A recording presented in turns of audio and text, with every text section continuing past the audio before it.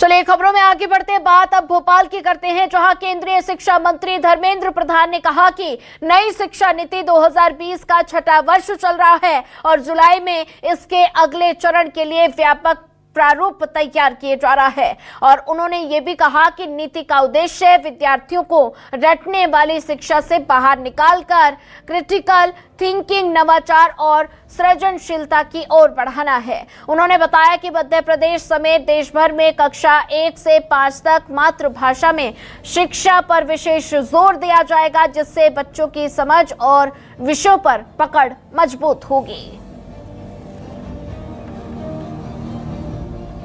नई शिक्षा नीति में कई प्रगतिशील सुधार शामिल हैं। भारत की नई पीढ़ी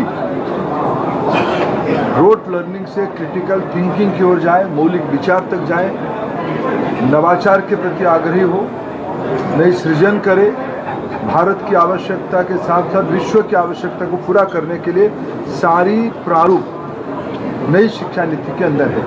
विशेष करके मैं अगर मध्य प्रदेश के अंदर एक विषय को उल्लेख करना चाहूँगा, नई शिक्षा नीति में एक मूल शर्त रखा गया है प्रारंभिक अवस्था की शिक्षा को मातृभाषा में करने के लिए। कक्षा 1 से लेकर कक्षा 5 तक पढ़ाई मातृभाषा में होने से विद्यार्थी की स्पष्टता बढ़ेगी, वो नवाचार के प्रति उसकी आग्रह बढ़ेगी, तब जाके वो सृजन कर पाएगा। इस प्रकार के अनेक सुधारवादी, अनेक प्रगतिशील पहल नई शिक्षा नीति में अनुसंधान पर जोर दिया गया है।